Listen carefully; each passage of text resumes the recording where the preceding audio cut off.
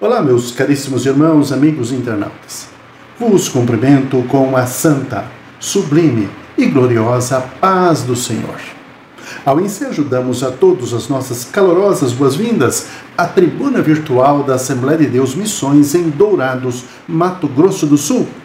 O principal propósito desse canal é ministrar o ensino da Palavra de Deus, atendendo à ordenança divina, conforme São Mateus capítulo 28, versículos 19 e 20. Agradecemos a todos pelas orações e manifestação de apoio através do compartilhamento desse canal com os vossos amigos. Estamos no quarto trimestre de 2023, bem como o tema de estudo, pregando o Evangelho a todos os povos até a volta de Cristo. Durante este quarto trimestre de 2023, o pastor Wagner da Assembleia de Deus de Curitiba estará fazendo comentários de cada aula. Oramos a Deus para que durante todo este trimestre o Espírito Santo possa inundar nossos corações de estímulo para cumprirmos com dignidade o chamado ao serviço de proclamação das novas de salvação para toda a humanidade. Esteja conosco, inunde o seu coração do conhecimento da Palavra de Deus e seja feliz com Cristo.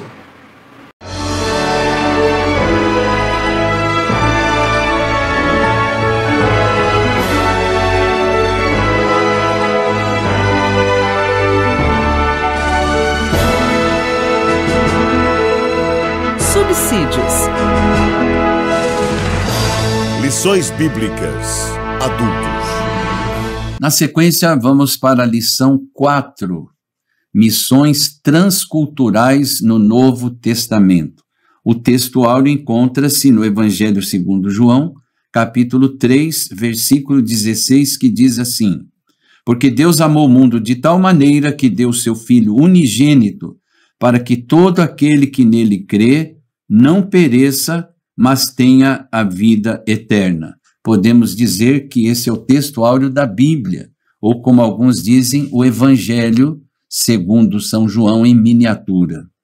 A verdade prática fala que a natureza missionária de Deus pode ser vista ao fazer de seu único filho um missionário e da igreja a sucessora dessa sublime tarefa. Nesse texto, a natureza missionária de Deus pode ser vista ao fazer de seu único filho um missionário e da igreja a sucessora dessa sublime tarefa. Assim, o clímax dos propósitos universais de Deus para a redenção do homem é atingido no Novo Testamento através da nova aliança na pessoa de Jesus Cristo. O missiólogo europeu Johannes Verkuil destacou em sua reflexão sobre a atividade missionária no Novo Testamento que, do início ao fim, o Novo Testamento é, de fato, um livro missionário.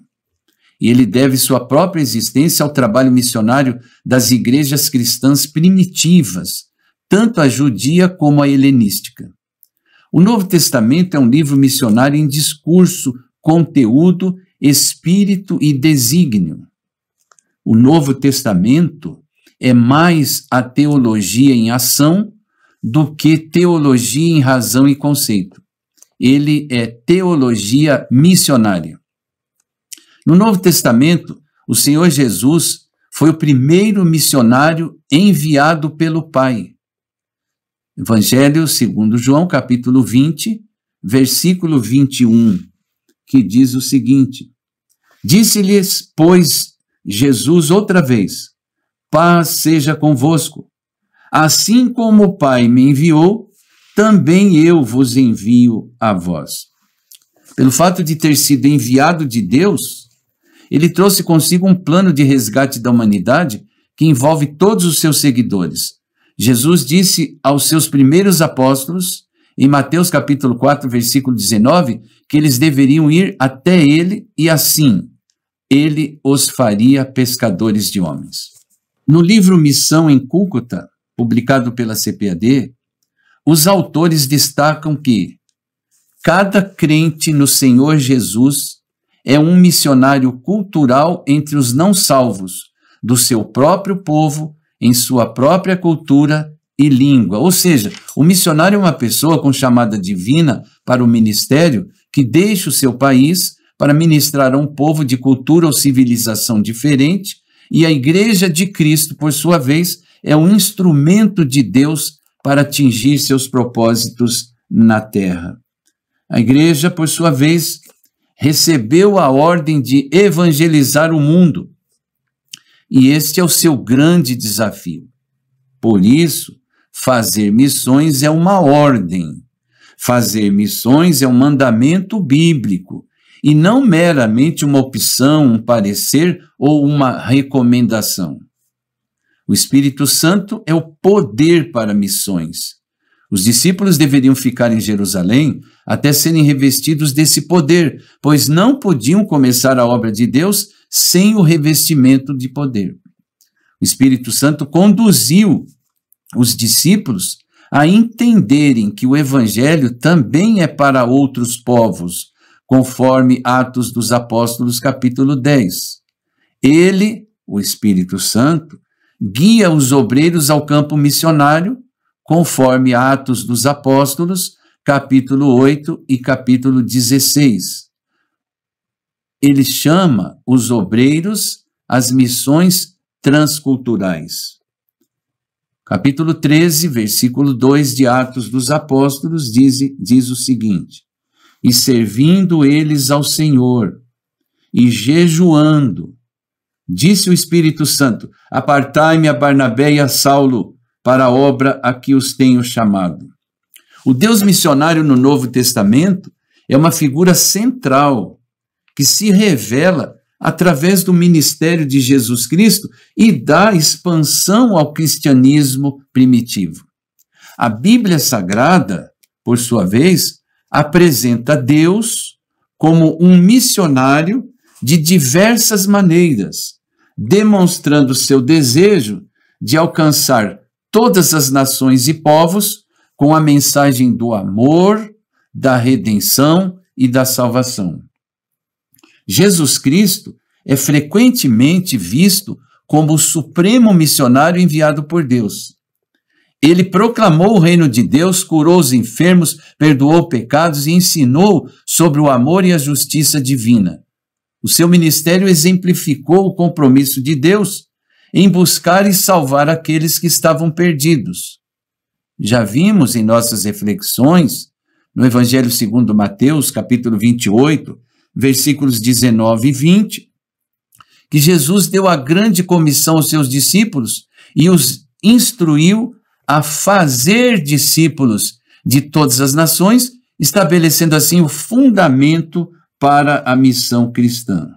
Já o livro de Atos dos Apóstolos, nele nós encontramos a descrição da expansão do cristianismo como resultado da ação direta do Espírito Santo enviado por Deus.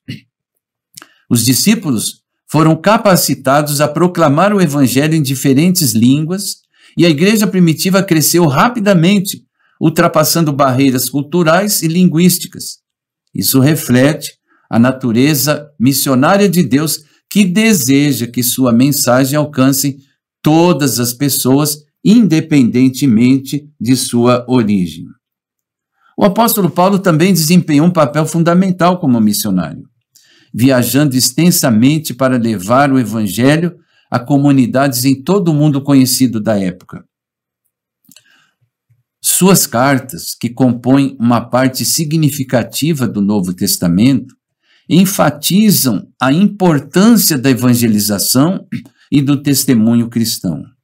Em resumo, o Deus missionário no Novo Testamento é retratado como aquele que envia seu Filho e seu Espírito Santo, capacitando os discípulos a espalhar a boa nova da salvação.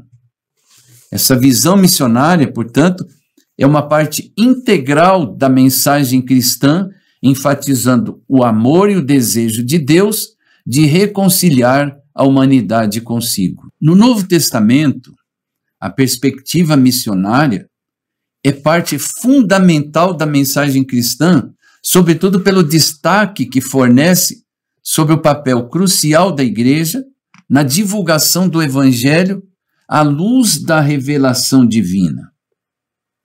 O Novo Testamento é repleto de passagens que enfatizam a missão da igreja baseada na revelação de Deus por meio de Jesus Cristo. No coração dessa perspectiva missionária está aí o mandato de Jesus aos seus discípulos, conhecido como a Grande Comissão. Essa comissão é um chamado claro à ação missionária da igreja.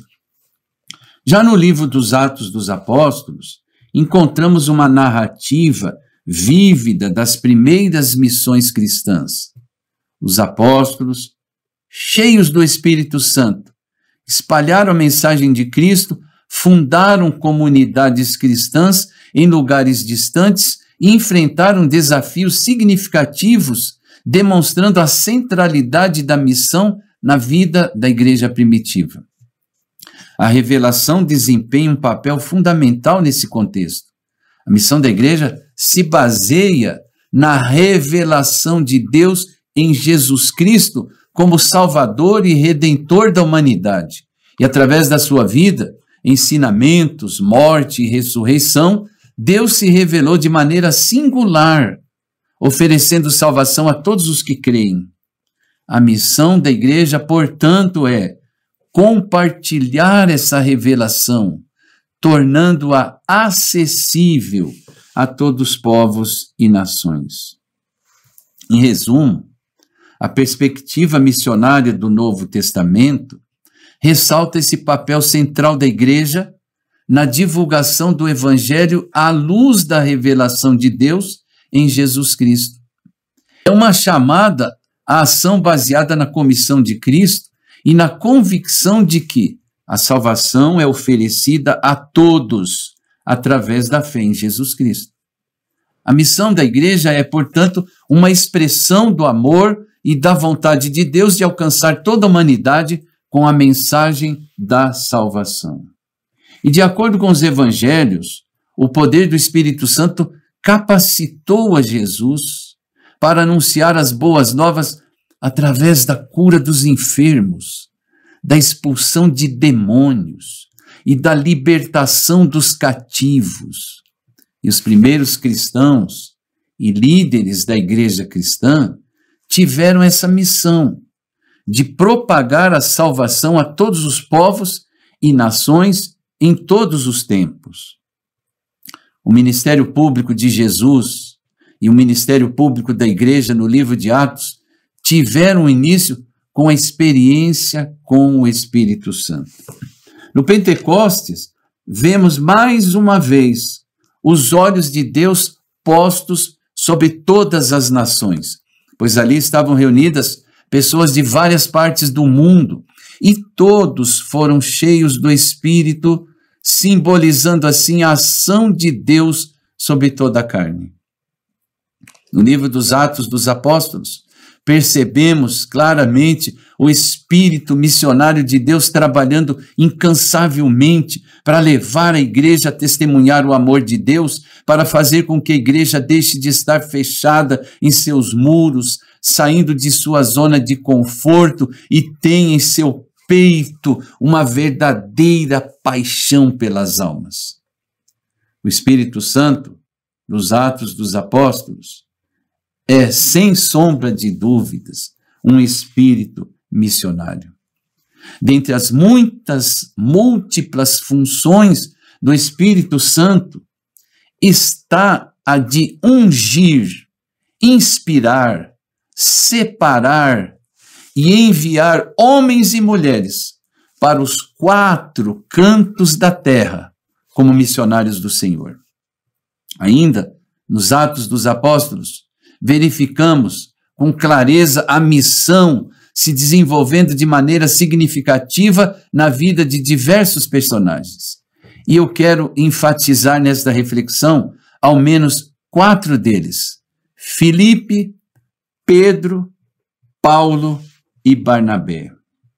Filipe tornou-se conhecido por sua evangelização em Samaria, onde ele pregou o evangelho e realizou milagres, atraindo muitas pessoas para a fé. Um destaque notável foi seu encontro com o eunuco etíope, a quem ele explicou as Escrituras e batizou, demonstrando a universalidade da mensagem cristã. Pedro, por seu turno, teve um papel crucial na expansão do cristianismo entre os judeus. Seu sermão, no dia de Pentecostes, conforme registrado em Atos capítulo 2, levou a uma conversão em massa, com milhares sendo batizados. Ele também desempenhou um papel na conversão do centurião romano Cornélio, abrindo caminho para a inclusão de gentios na igreja primitiva. E Paulo, originalmente um perseguidor dos cristãos, teve uma conversão dramática e se tornou o apóstolo dos gentios.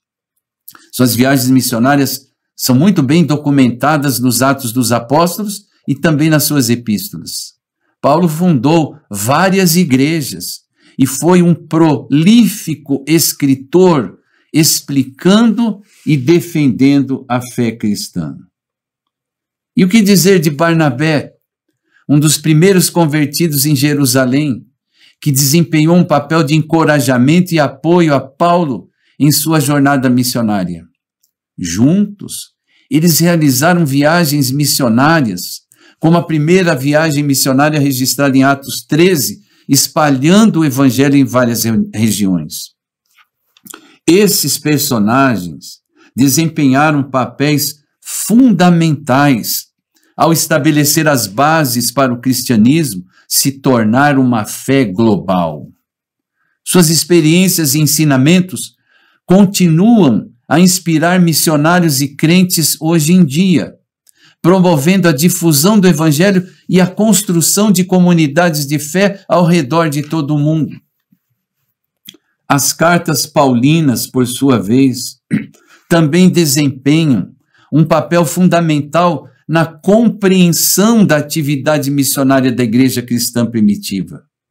Paulo, o apóstolo, é amplamente reconhecido como um dos mais proeminentes missionários do cristianismo, e as suas cartas refletem essa vocação.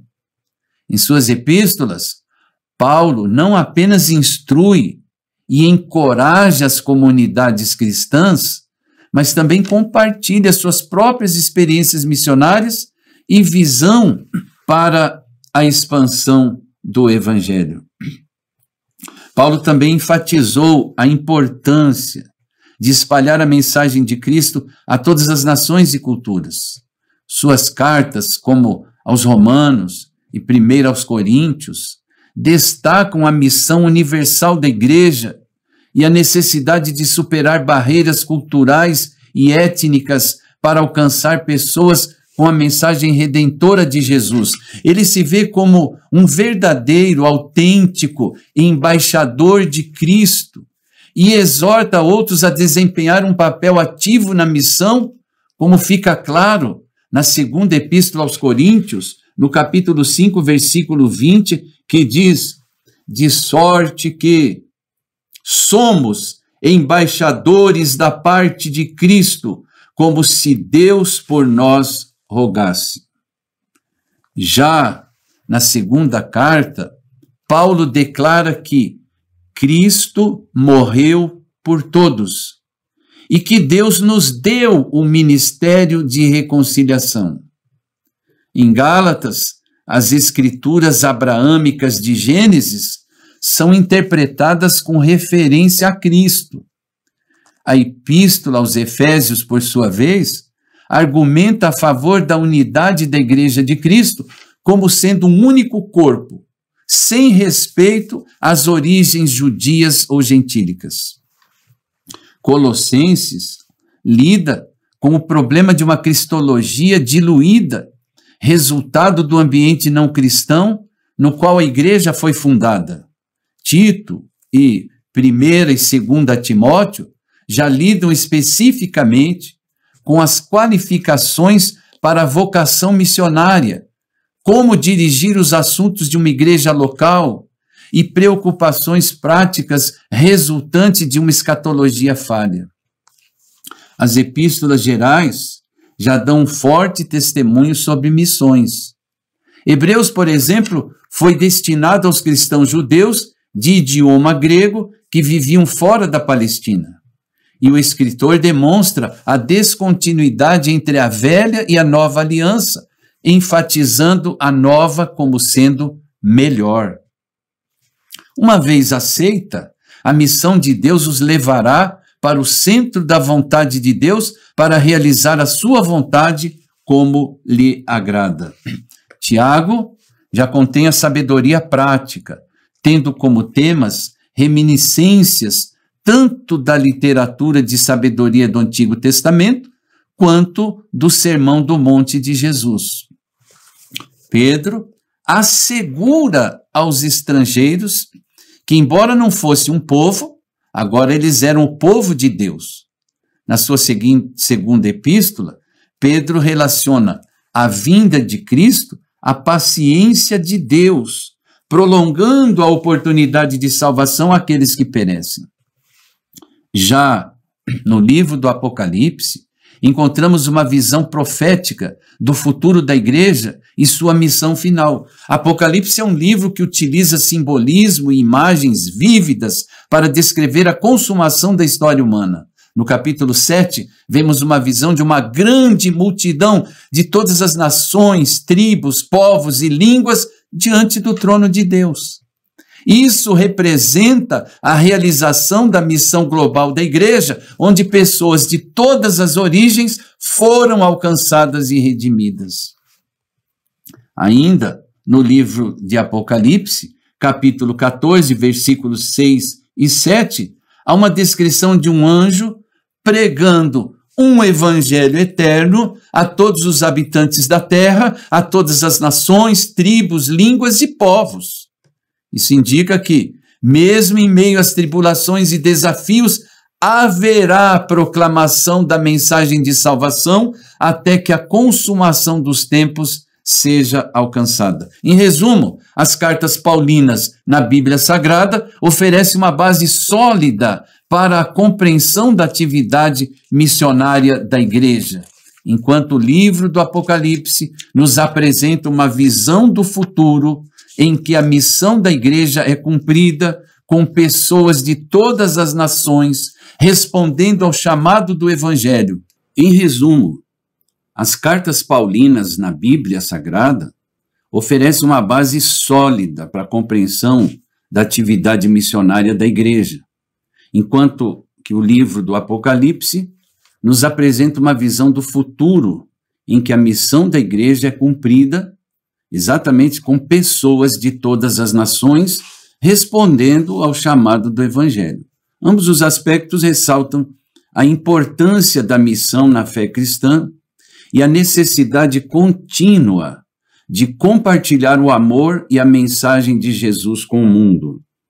Nós podemos concluir lembrando que, se missões nasce do coração de Deus, consequentemente, ela deve estar no coração de quem, de fato, ama a obra missionária. Deus te abençoe.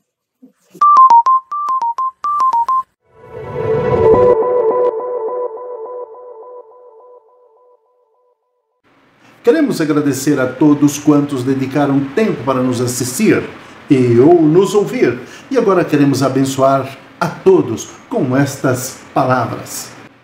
Que o amor de Deus, a graça do nosso Senhor e Salvador Jesus Cristo e as eternas consolações do Espírito Santo possa inundar os vossos corações. Fiquem todos na santa, sublime e gloriosa paz do Senhor. Deus vos abençoe. Amém.